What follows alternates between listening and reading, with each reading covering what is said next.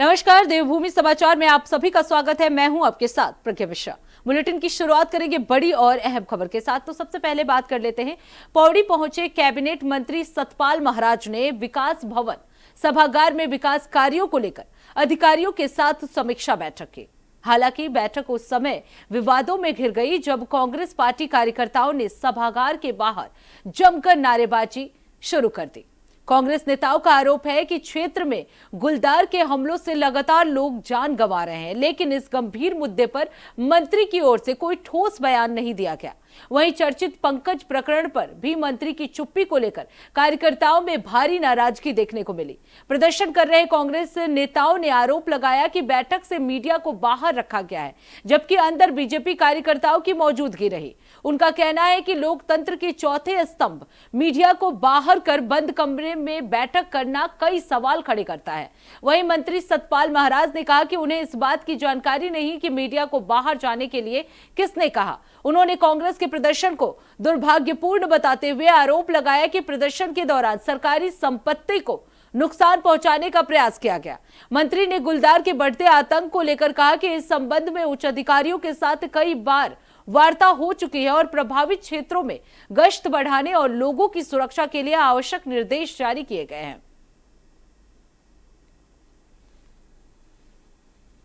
तो आपको बता दें, अधिकारियों के साथ ये समीक्षा बैठक की गई, लेकिन इसे लेकर कांग्रेस ने विकास भवन के बाहर जमकर प्रदर्शन किया। उनका साफ तौर पर कहना है कि यह बैठक जो है बंद कमरे में किया जा रहा है, जो कि लोकतंत्र के लिए सही नहीं है। कांग्रेस ने विकास भवन के बाहर जमकर प्रदर्शन किया और इसके साथ ही उन्होंने ये आरोप लगाया कि गुलदार हमलों को लेकर मंत्री जो है अभी तक कुछ नहीं कर रहे हैं। कई सवाल जो है वो मंत्री को लेकर कांग्रेस ने उठाया। पंकज प्रकरण पर भी कांग्रेस ने सरकार को घेरा। तो गुलदार हमलों को लेकर भी मंत्री पर कई सवाल उठे। कांग्रेस कार्यकर्ताओं ने जमकर, आपको बता दें, प्रदर्शन किया। पंकज प्रकरण पर भी कांग्रेस ने सरकार को घेरा। क्योंकि आप जानते हैं कि गुलदार के अभी भी सांसों में जो है 2 गुलदार एक आ गए, तो मैंने यहाँ कहा कि पिंजरा आप लगाइए और वहाँ पर कुछ लाइट्स लगाइए सोलर, ताकि बच्चे जो है सुरक्षित रह सकें। तो इसके लिए भी निश्चित रूप में हमने शार्प शूटर्स भी जो है इंगेज किए हैं, ताकि इनको किया, और ट्रैंकुलाइजर गन का भी हम उपयोग करेंगे। तो निश्चित रूप में जो हर संभव सहायता होगी वो दी जाएगी। मुझे बड़ा दुख हुआ है और मैं बहुत ये दुखद है, और ऐसी बात हमारे नहीं। हम तो प्रेस के बाद तो प्रेस का जो है उनको जवाब देते हैं और प्रेस कॉन्फ्रेंस करते हैं। सर, जिस प्रकार से आज सतपाल महाराज जी का पौड़ी में दौरा था, तो पहले तो सबसे बड़ी कमी इनकी बताऊं कि लोकतंत्र का चौथा स्तंभ को जितनी बार भी इनकी बैठक होती है तो बाहर रखते हैं। ना आम जनता तक, ना मुख्य विपक्षी दल तक कोई खबर की बैठक में क्या चर्चाएं पहुंचती है। और आज हमारा मुख्य विषय केवल ये था कि जो आप देखते हैं कि हमारे सतपुली में आत्महत्या का जिसे रूप दिया गया, जो सीधे मर्डर हुआ है, आज पोस्टमार्टम की पुष्टि हुई है और उस पंकज उस लड़के के सर पे चोट के निशान मिले हैं। तो किस प्रकार से भाजपा इस प्रदेश को, इस गढ़वाल को आपराधिक दृष्टि से बढ़ावा दे रही है। तो हमारा ये विरोध था, महाराज जी से शांतिपूर्वक ढंग से मिलने आए थे, लेकिन जब हमारा पूरा साथीगण मिलना है तो पुलिस प्रशासन द्वारा हमें मिलने से रोका गया। तो जब उनके द्वारा हमें रोका गया तो यहाँ पर आक्रोश बढ़ा और सतपाल महाराज और भाजपा सरकार के खिलाफ नारेबाजी की गई। उसके पश्चात महाराज जी ने हमसे मुलाकात की गई है। अब रुक कर लेते हैं अगली खबर की। रामनगर स्थित सितावनी में पहली बार श्री राम जानकी कथा का आयोजन 16 मई को होने जा रहा है। नैनीताल उधम सिंह नगर लोकसभा सांसद अजय भट्ट ने रामनगर फॉरेस्ट गेस्ट हाउस में आयोजित प्रेस वार्ता में इसकी घोषणा करते हुए बताया कि यह कार्यक्रम रामायण रिसर्च काउंसिल के तत्वाधान में आयोजित किया जाएगा, जिसमें उत्तराखंड के मुख्यमंत्री पुष्कर सिंह धामी भी शामिल होंगे। उन्होंने कहा कि इस आयोजन का उद्देश्य मां सीता के त्याग, धैर्य, नारी शक्ति और मर्यादा के आदर्शों को जन जन तक पहुंचाना है। काउंसिल के अध्यक्ष महामंडलेश्वर स्वामी सांदीपेंद्र जी महाराज की स्नेही शिष्य 12 वर्षीय बाल व्यास वैदेही नंदन वेदांत जी इस कथा का वाचन करेंगे। सांसद ने बताया कि सितावनी का चयन इसलिए किया गया है क्योंकि इसे रामायण काल से जुड़ा मां सीता का पवित्र स्थल माना जाता है। सांसद अजय भट्ट ने कहा कि मां सीता केवल धार्मिक आस्था का प्रतीक नहीं बल्कि नारी शक्ति, सहनशीलता और आदर्श जीवन की सर्वोच्च प्रेरणा है। उन्होंने कहा कि आज समाज को महिलाओं के सम्मान और आत्मनिर्भरता के लिए मां सीता के जीवन से सीख लेने की आवश्यकता है। इसी उद्देश्य से जल्द ही सीता सखी समिति का गठन किया जाएगा। इसके माध्यम से देश भर की महिलाओं को इस अभियान से भी जोड़ा जाएगा।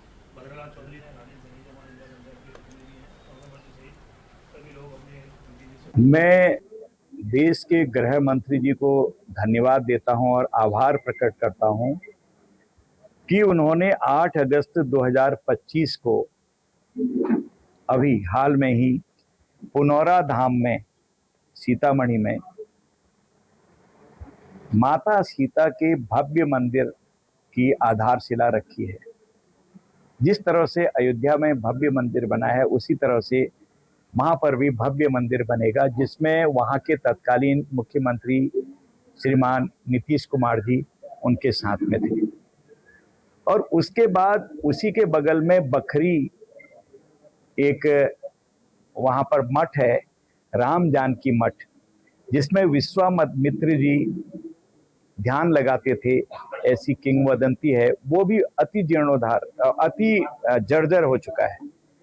उसका जीर्णोद्धार करना है हमको, तो रामायण रिसर्च काउंसिल उसका पूरी तरह से जीर्णोद्धार कर रही है और 11 नहीं 12 एकड़ जमीन हमको इस समय वहां की सरकार ने दे दी है, जिसकी शिला पूजन का कार्यक्रम अभी अभी 25 अप्रैल को वहां के माननीय मुख्यमंत्री जी हमारे जो अभी नवनिर्वाचित मुख्यमंत्री जी हुए हैं, आप सब जानते हैं उनको, सम्राट चौधरी जी, उन्होंने किया है। तो इस तरह से जहां जहां हमारे प्रभु राम जी के, माता जानकी जी के मंदिर हैं, वहां अयोध्या माता का ससुराल है, आप सब जानते हैं, प्रभु राम का है, और यहाँ पर उनका प्राकट्य स्थल है, यानी कि मायका है। दोनों जगह भव्य और दिव्य मंदिर बनेंगे। ये एक इतिहास रचा जा रहा है कि हमारे यहाँ, मैं समझता हूँ 16 तारीख को हमारे माननीय मुख्यमंत्री जी भी यहाँ पर पहुंचेंगे, मुझे पूरा विश्वास है, अन्य लोग भी यहाँ पहुंचेंगे। और जहां जहां पर ऐसे हमारे माता सीता से संबंधित ये स्थल हैं, उनका जीर्णोद्धार कैसे होगा, इस पर भी हमारी काउंसिल विचार कर रही है और इस पर भी स्टडी कर रही है कि माता पृथ्वी से आई और पृथ्वी में समा गई। अब रुक कर लेते हैं अगली खबर की। पौड़ी जनपद के सतपुली में पंकज कुमार आत्महत्या प्रकरण को लेकर राजनीतिक माहौल लगातार गर्माता जा रहा है। इसी क्रम में आज कांग्रेस पार्टी, युवा कांग्रेस और एनएसयूआई से जुड़े कार्यकर्ताओं ने पौड़ी पहुंचने पर कैबिनेट मंत्री सतपाल महाराज का जोरदार विरोध किया। पौड़ी स्थित विकास भवन सभागार में आयोजित बैठक के दौरान बड़ी संख्या में पहुंचे कांग्रेस कार्यकर्ताओं ने सभागार के बाहर जमकर नारेबाजी करते हुए पंकज कुमार को जल्द न्याय दिलाने की मांग उठाई है। प्रदर्शनकारियों ने सरकार और स्थानीय जनप्रतिनिधियों पर मामले को गंभीरता से न लेने का भी आरोप लगाया। विरोध प्रदर्शन के बीच कैबिनेट मंत्री सतपाल महाराज ने कहा कि मामले की निष्पक्ष जांच में जो भी दोषी पाया जाएगा उसके खिलाफ सख्त कार्रवाई की जाएगी। उन्होंने आश्वासन दिया कि सरकार इस प्रकरण को गंभीरता से ले रही है और किसी भी दोषी को बख्शा नहीं जाएगा। वहीं प्रदर्शनकारी लगातार मामले में शीघ्र कार्रवाई और पीड़ित परिवार को न्याय दिलाने की मांग पर अड़े हुए हैं।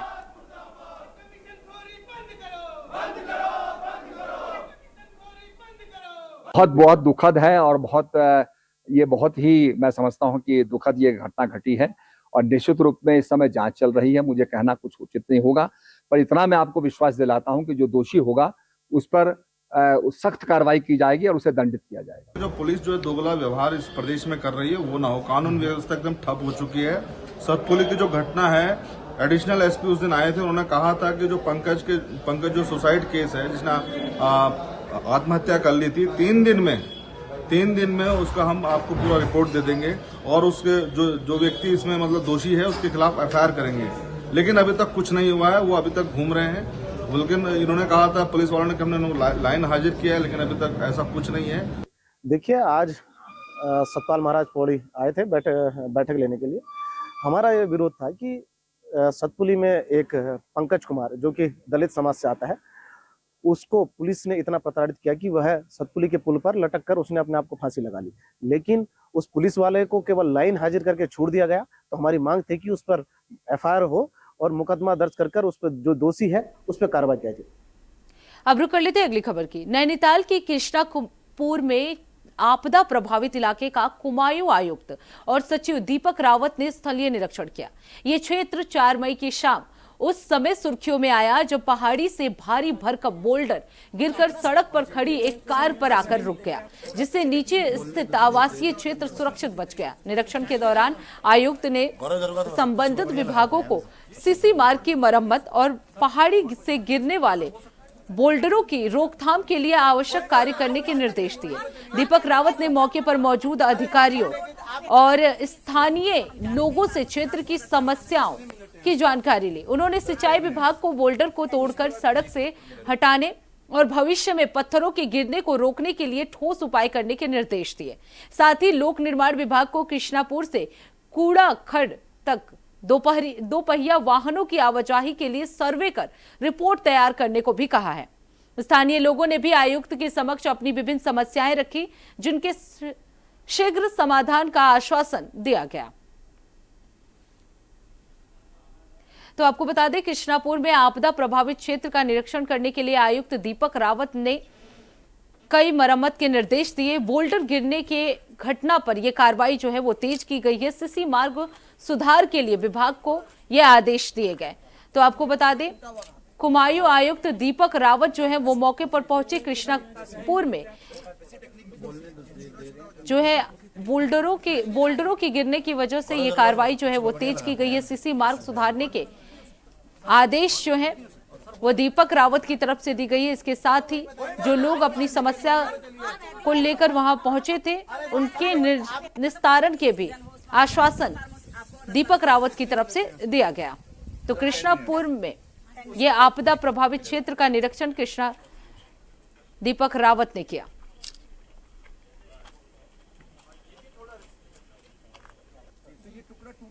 देखिए, जो आज हम कृष्णापुर में आए हैं, इसमें इमीडिएट समस्या तो इसी की है कि कुछ दिन पहले यहाँ पे एक बोल्डर बहुत दिनों से अटका हुआ था, डेंजरस था। उसमें पूर्व में भी पत्राचार आपकी ओर से किया गया था, तो डिपार्टमेंट ने उसकी रोकथाम के लिए एक जाल वहाँ पे लगा दिया था, लेकिन वो काफ़ी नहीं रहा और उस जाल को तोड़ते हुए वो बोल्डर नीचे गिर गया। उसने एक कार को भी क्षतिग्रस्त किया है, एक बाइक को भी क्षतिग्रस्त किया है और खुशकिस्मती रही कि इसमें कोई जान नहीं गई, अदरवाइज इसमें कोई बड़ा नुकसान भी हो सकता है। इसको सेफली यहाँ से हटाने की, ऑब्वियसली इतना बड़ा बोल्डर एक साथ तो नहीं हट सकता, छोटे टुकड़े करके या चूरा करके किसी टेक्नोलॉजी को हटाया जा सकता है। That is one way. उसके बाद अगर कुछ हिस्सा इसका ऐसा है जिसको कि रोकथाम करनी है, प्रोटेक्शन वर्क करना है, तो वो भी किया जाएगा। दूसरी डिमांड यहाँ पे जो कृष्णापुर के जितने भी निवासी हैं, आपकी ओर से ये थी कि जिस रास्ते का ये इस्तेमाल कर रहे हैं वर्तमान में, कुछ जगहों पे पूरा टूटा हुआ है, तो उसको इरिगेशन डिपार्टमेंट रिपेयर कर देगी। और वर्तमान में जिस रास्ते से जा रहे हैं, ये कुछ जगहों पे इसमें खतरा है, छोटे बच्चे जाते हैं तो वो गिर भी सकते हैं।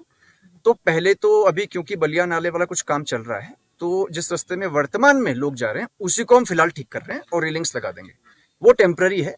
उसके बाद जो बलिया नाले में प्रॉपर स्टेबलाइजेशन हुआ है वो रास्ता हम खोल देंगे और ये जो खतरे वाला रास्ता है इसको बंद कर देंगे।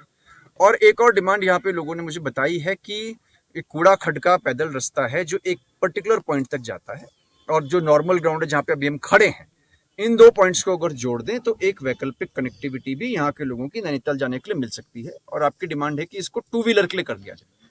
तो पीडब्ल्यूडी के चीफ इंजीनियर जो हैं उनसे मैंने कहा है कि जो भी यहाँ की डिवीजन है वो इसका एक सर्वे तैयार कर ले, कितनी लैंड इसमें जाएगी, कितने पेड़ कटेंगे, क्योंकि फॉरेस्ट की लैंड भी इन्वॉल्व है। अब रुक कर लेते हैं अगली खबर की। रानीखेत के ताड़ी खेत स्थित जवाहर नवोदय विद्यालय में एनसीसी कार्यक्रम के तहत इंटरनेशनल नर्सिंग डे मनाया गया। आपको बता दें, 10 दिवसीय एनसीसी कैंप में करीब 400 छात्रा कैडेट्स ने भाग लिया। महिला रोग विशेषज्ञ मेजर जय लक्ष्मी ने महिलाओं के स्वास्थ्य, मासिक धर्म और बीमारियों से बचाव पर महत्वपूर्ण जानकारी दी।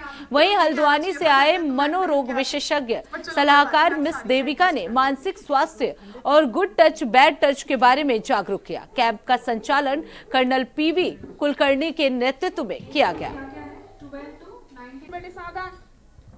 तो आपको बता दें, ताड़ी खेत में इंटरनेशनल नर्सिंग डे मनाया गया, जिसमें 400 एनसीसी कैडेट को स्वास्थ्य संबंधी जानकारी दी गई। इसके साथ ही कई विशेषज्ञ भी वहां मौजूद रहे, जिन्होंने गुड टच, बैड टच जैसे मुद्दों को भी उठाया और लोगों को जागरूक किया। कर्नल कुलकर्णी के नेतृत्व में ये पूरा एनसीसी कैंप जो है वो चलाया जा रहा है। तो 400 एनसीसी कैडेट छात्रा जो है इस कार्यक्रम में मौजूद रही। कई विशेषज्ञ इस दौरान मौजूद रहे, मनोवैज्ञानिक भी इस कार्यक्रम में हिस्सा लिए। बच्चों की मानसिक स्थिति को लेकर इसमें बातचीत की गई, बच्चों को जागरूक किया गया, महिलाओं को जो जिन समस्याओं का सामना करना पड़ता है उन मुद्दों को लेकर भी इस कैंप में बताया गया। घर से तो मैं भी बहन के आती, पर चलो कोई बात नहीं, आज सारी से एडजस्ट कर लेंगे। तो इसी कैंप में आके इन सबसे इंटरेक्ट करने का बहुत अच्छा मौका मिला। कर्नल कुलकर्णी की तरफ से भी बहुत अच्छा सपोर्ट रहा। मैं बहुत भाग्यशाली हूँ कि एनसीसी कैडेट्स ने बहुत अच्छी तरह से सारी बातें सुनी और समझी, और मैं ये प्रे करूँगी कि ये लोग अपनी ज़िंदगी में अप्लाई भी करें और कभी मदद की ज़रूरत हो तो बिल्कुल आगे बढ़कर आएँ। कैडेट्स को गेस्ट लेक्चर देने के लिए आए थे एमएच रानीखेत से। Guest lecture was on mental health and also female well-being and their health. It is mainly to impart menstrual hygiene in the young cadets who are here with us. अब रुक कर लेते हैं अगली खबर की। रुड़की के पिरान कलियर में आयुष्मान केंद्र को लेकर सियासी विवाद तेज हो गया है। आयुष्मान केंद्र संचालक मुराद अली ने प्रेस वार्ता कर शहजाद अली और नगर पंचायत अध्यक्ष और सत्तार पर गंभीर आरोप लगाए हैं। उनका कहना है कि कुछ नेता राजनीतिक दबाव बनाकर केंद्र शुरू होने से रोकना चाहते हैं ताकि गरीबों को आयुष्मान योजना का सीधा लाभ न मिल सके। मुराद अली ने स्वास्थ्य विभाग से जुड़े दस्तावेज दिखाते हुए प्रक्रिया को पूरी तरह से वैध बताया। उन्होंने जिला प्रशासन से निष्पक्ष जांच की मांग की है और कहा कि गरीबों के हक पर राजनीति बर्दाश्त नहीं की जाएगी।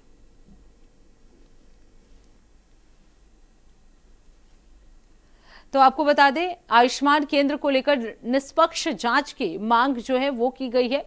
इसके साथ ही आपको बता दें, आयुष्मान केंद्र पर यह सियासी संग्राम देखने को मिला। विधायक शहजाद अली पर कई गंभीर आरोप लगे हैं। गरीबों के इलाज पर राजनीति का आरोप भी उन पर लगे हैं। आयुष्मान केंद्र को लेकर निष्पक्ष जांच की मांग जो है वो उठाई जा रही है।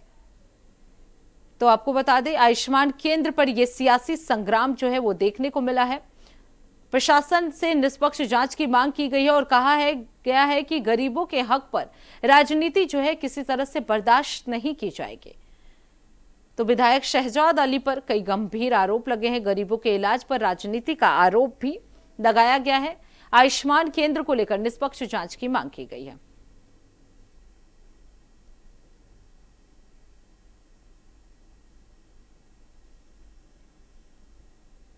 अब रुक कर लेते हैं अगली खबर की। रुड़की में गंगनहर किनारे स्थापित अजमेर जी महाराज की मूर्ति को लेकर बड़ा विवाद खड़ा हो गया है।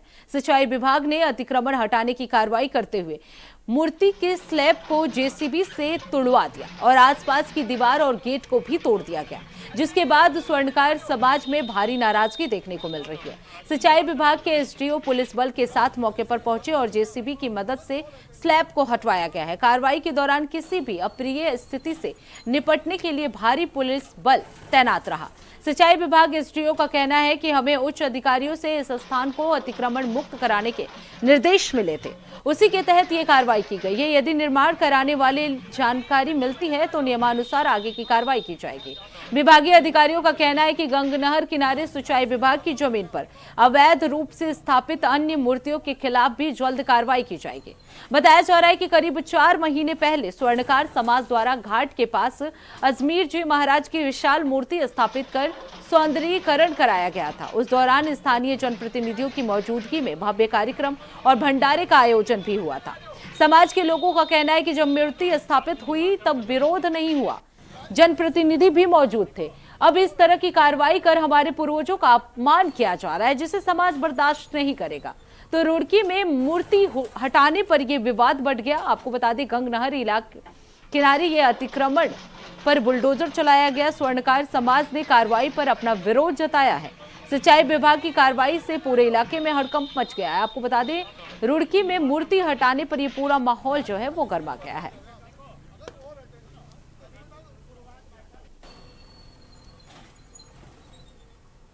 काफी दिन हो गए जगह से, बीच में उन्होंने मना कर दिया था, फिर हमने उनसे बात करी तो कहना चलो लगा लो कोई बात नहीं, दीवार लटवा दो। हमने दीवार तोड़ दी थी, जो बात दीवार कराई थी। हमने काम शुरू कर दिया, उन्हें रोक नहीं तो पहले से रोकते भी। हमारा पैसा खर्च वाल गया, क्यों कर रही है? या फिर और मूर्ति हमारे बाद मूर्ति लगी है राणा जी की, उसे हटवा के देखा। अगर मेरी हिम्मत है तो अगर उनमें इतना ही घुस जाए तो उसे एक बार हटा के देखा, खड़ा भी हो जाए। कोई और मूर्तियाँ बहुत है, कोई उन्हें हटवाओ, हम तैयार है बिल्कुल, हम अपना आप उठा लेंगे। यहाँ पे हमारे जो अंकल जी हैं अशोक वर्मा जी, ये थे यहाँ पर, और जो है आपका काम चल रहा था यहाँ पर, और इसमें काम में 3-4 महीने से पहले रोक रखा था हमने। पहले काम स्थान बनवा के स्थान तो दोबारा जो है इसका जो भी काम रहता पूरा कर रहे थे इसका, और टीम आई, टीम ने सारा प्रॉब्लम पहुंचा दिया। आप ये बताइए, इसके अलावा और भी तो घाट बने हुए हैं। ये मूर्ति लगवाई गई थी लगभग 3 महीने पहले, 4 महीने पहले। जिस टाइम में लगवाई गई थी उस टाइम बाकायदा यहाँ भंडारा भी चला, यहाँ मेयर साहब भी आए, यहाँ और भी 10 आदमी मौजूद इकट्ठे हुए थे शहर के। उस टाइम अगर सिंचाई विभाग को या किसी को भी विरोध करना था तो वो करते, तो ना ही रखने देते। हम चाहे कहीं भी अपना रखते, चाहे मोल लेते जगह, चाहे कुछ भी करते। जब ये मूर्ति रखी गई तो कम से कम अब उन्हें इस चीज को उसमें एक जय है करके, वो शायद इसमें कोई अपनी उस तरह के काम कर रहा कि जी ये उत्तर प्रदेश की जमीन है या उसकी जमीन है। अरे जमीन तो सही है, भारत है, ये तो हिंदुस्तानियों की जमीन है।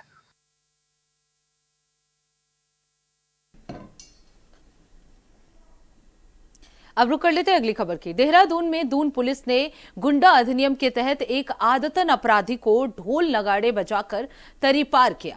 पुलिस अभियुक्त को उत्तर प्रदेश के सहारनपुर बॉर्डर तक छोड़कर आई और निर्धारित अवधि तक जनपद में प्रवेश न करने की चेतावनी दी गई। जिलाधिकारी देहरादून ने आरोपी को 6 महीने के लिए जिला बदर करने के आदेश जारी कर दिए थे। पुलिस के अनुसार अभियुक्त के खिलाफ जिले के विभिन्न थानों में नकबजनी, चोरी और आर्म्स एक्ट सहित 1 दर्जन से अधिक मुकदमे दर्ज हैं। दून पुलिस की इस कार्रवाई को अपराधियों के खिलाफ सख्त संदेश माना जा रहा है। अगर आप धारा 3 में पारित आदेश का उल्लंघन करते हैं तो आप कठिन कारावास से तो देहरादून से ये खबर है, जहां पुलिस ने आदतन अपराधी को तरीपार किया ढोल नगाड़ों के साथ। पुलिस की ये बड़ी कार्रवाई जो है वो देखने को मिली। आपको बता दें 6 महीने के लिए जिला बदर जो है अभियुक्त को किया गया है। चोरी और आर्म्स एक्ट के तहत कई मुकदमे आरोपी पर जो है वो दर्ज थे, जिसमें पुलिस ने ये सख्त कार्रवाई की है। इसके साथ ही अपराधियों के खिलाफ सख्त संदेश जो है इसके जरिए माना जा रहा है। आपको बता दें दून पुलिस की इस कार्रवाई को अपराधियों के लिए और अपराधियों के खिलाफ सख्त संदेश माना जा रहा है। आपको बता दें पुलिस के अनुसार अभियुक्त के खिलाफ जिले के विभिन्न थानों में चोरी और आर्म्स एक्ट सहित कई दर्जन मुकदमे दर्ज थे और दून पुलिस की इस कार्रवाई को अब अपराधियों के खिलाफ सख्त संदेश माना जा रहा है। पुलिस ने आदतन अपराधी को ये तरीपार किया है ढोल नगाड़ों के साथ। पुलिस की ये बड़ी कार्रवाई जो है देहरादून में देखने को मिली। 6 महीने के लिए जिला बदर जो है अभियुक्त को किया गया है। चोरी और आर्म्स एक्ट के कई मुकदमे आरोपी पर दर्ज थे।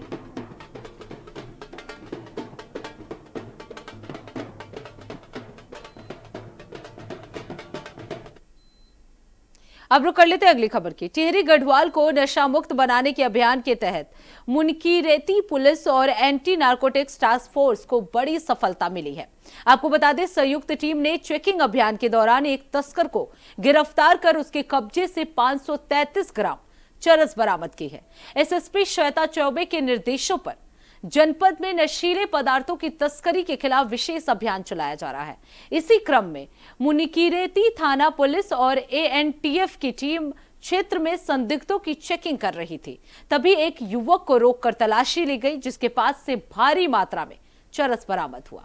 आपको बता दें गिरफ्तार आरोपी की पहचान सुनील थापा निवासी हरियाणा टापू हरिद्वार के रूप में हुई है, जो मूल रूप से नेपाल का रहने वाला बताया जा रहा है। कोतवाल प्रदीप चौहान ने बताया कि आरोपी के खिलाफ एनडीपीएस एक्ट के सुसंगत धाराओं में मुकदमा दर्ज कर लिया गया है और उसे न्यायालय में पेश किया जा रहा है। पुलिस अब आरोपी के पुराने आपराधिक रिकॉर्ड और नशीले पदार्थों के सप्लाई नेटवर्क की भी जांच में जुटी हुई है।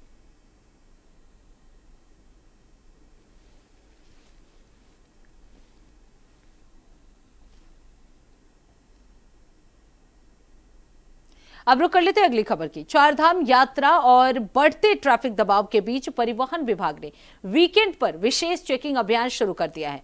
अधिकारियों के अनुसार यात्रा पर जाने वाले वाहनों के साथ साथ बड़ी संख्या में निजी और टूरिस्ट वाहन भी देहरादून पहुंच रहे हैं, जिससे सड़कों पर भारी भीड़ और दबाव बढ़ रहा है। सड़क सुरक्षा को ध्यान में रखते हुए विभाग की प्रवर्तन टीमें अलग अलग स्थानों पर लगातार जांच अभियान चला रही है। परिवहन अधिकारी अनीता चंदोला ने बताया कि वीकेंड और अवकाश के चलते ट्रैफिक का दबाव अधिक रहता है, इसलिए विशेष चेकिंग की जा रही है। इसी दौरान प्राइवेट टूरिस्ट वाहनों के दस्तावेज, फिटनेस और नियमों की गहन जांच की जा रही है। विभाग ने स्पष्ट किया कि सड़क सुरक्षा सुनिश्चित करने और नियमों का पालन कराने के लिए यह अभियान आगे भी लगातार जारी रहेगा। तो देहरादून में वीकेंड पर आरटीओ का सख्त चेकिंग अभियान चल रहा है। आपको बता दें, वीकेंड पर सड़कों पर ट्रैफिक दबाव रहता है, इसलिए ये चेकिंग अभियान जो है वो चलाया जा रहा है। देहरादून में टूरिस्ट वाहनों की भी सघन चेकिंग की जा रही है। आरटीओ ने ये प्रवर्तन कार्रवाई जो है वो शुरू कर दी है। सड़क सुरक्षा के लिए लगातार अभियान जारी है। जो यात्रा पर जाने वाली हैं उसके अलावा भी ट्रैफिक में प्राइवेट गाड़ियां भी आती हैं, और जो केवल टूरिस्ट आते हैं और जो केवल देहरादून में ही आते हैं, यात्रा पर नहीं आते हैं, तो उन पर भी हम वीकेंड पर जो हमारे लोकल स्क्वाड्स हैं, जो लोकल हमारे प्रवर्तन दल हैं, तो उनके माध्यम से हम प्रवर्तन की कार्रवाई कर रहे हैं। हर वीकेंड पर हमारा ये प्रयास है कि चूँकि उस दिन कार्यालय का अवकाश रहता है तो रोड पर चूँकि भीड़ हो जाती है, तो ऐसी गाड़ियों के प्रति हम कार्रवाई कर रहे हैं और उसमें प्राइवेट गाड़ियों को भी हम चेक कर रहे हैं। तो हर वीकेंड पर ये हमारा प्रयास है कि सड़क सुरक्षा को सुनिश्चित करने के लिए हम इस प्रकार की कार्रवाई को आगे भी जून माह तक संपादित करते रहें। तो इसी के साथ देवभूमि समाचार में बस इतना ही। देश दुनिया की तमाम बड़ी खबरों के लिए देखते रहिए इंडिया वॉइस। तब तक के लिए नमस्कार।